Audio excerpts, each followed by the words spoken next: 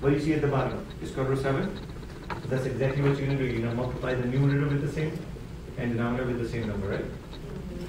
What happened at the bottom? Square root of 7 times 7 is going to become 49.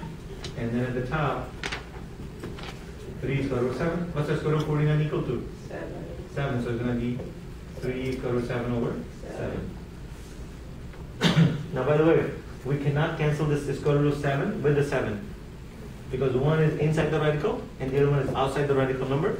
They are not the same. So you cannot just go 7 and 7 cancel them out.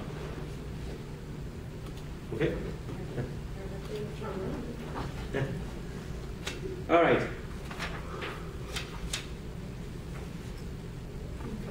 All right, so very last section and then we'll dive into chapter 10. So earlier today I think we had a problem which is like x squared equal to 9. And we solved this actually by factoring methodology. Remember? That's one of the problems we did earlier today.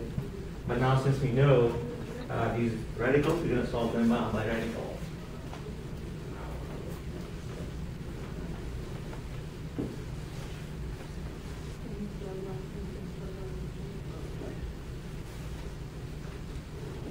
Can I erase all of this? Yes. Okay. Okay. So let's see. What is it? I'm sorry, what is this called again? What is, No, this is an equation. uh-huh. But we are going to solve this now by using the radical methodology, right? Rather than doing factoring, right? So here's my question. So for example, let's say if you have 3x equal to 15 and you wanted to solve for x, how can we isolate the variable x on the left hand side? Divided by 3. So the way we are thinking, they were saying, okay, well, 3 is multiplying with x, so the opposite operation is going to be divided by 3, both sides of the equation, right? Okay. Now let's say if this would have been x over 5, how would you solve this? On the left hand side, 5 is being divided, right? So what's the opposite of division? Multiply. So you're going to multiply both sides by 5, right? Okay. Now, I'm going to take this approach now, x squared equal to 9. So now we're dealing with the equal sign. We just solve for x, but right now, this on the left hand side, x is not by itself. Right now, x is what? With a square. So somehow if you can cancel out this square, then we can solve for x, right? So, yes. So the question is, since we're dealing with multiplication, the opposite operation is division. If it's a division, the opposite operation is multiplication. If it's addition, what is the opposite operation? Subtraction. Now we have a square. So what is the opposite operation of a square? Circle.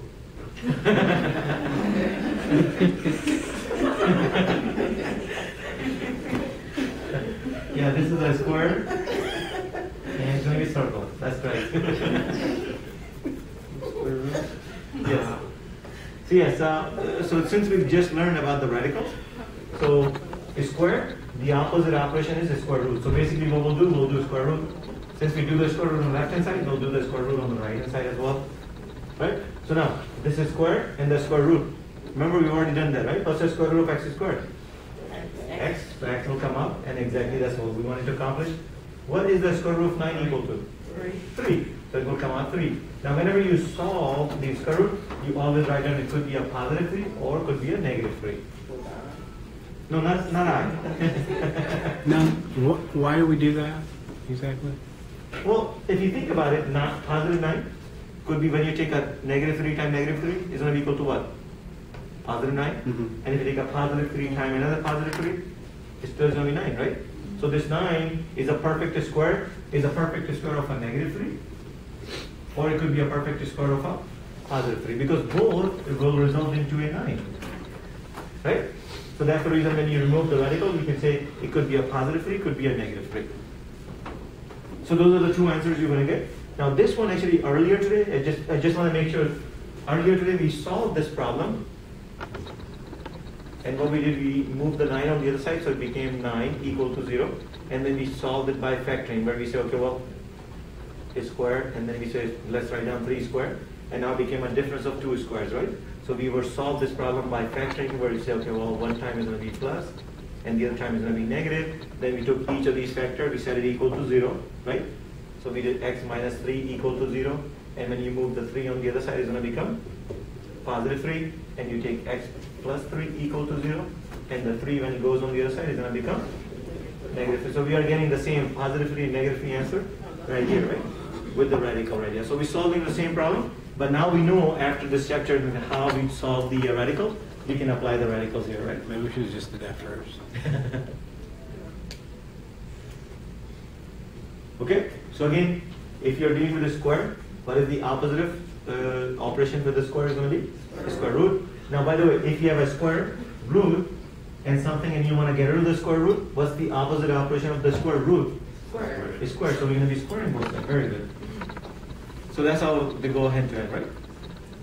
Okay.